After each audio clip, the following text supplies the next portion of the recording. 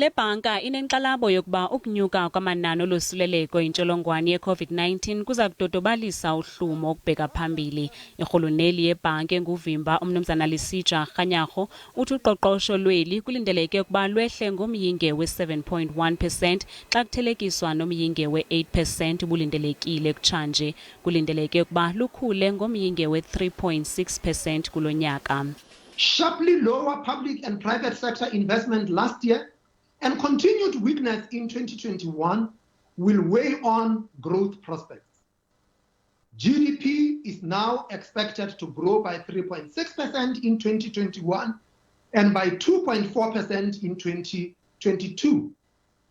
Abahlalutyi nabo baphawule. There is actually room to cut, but since the Reserve Bank is taking a conservative view of what's happening in terms of the inflation outlook and in terms of recovering of growth, we expected the split decision and no cut.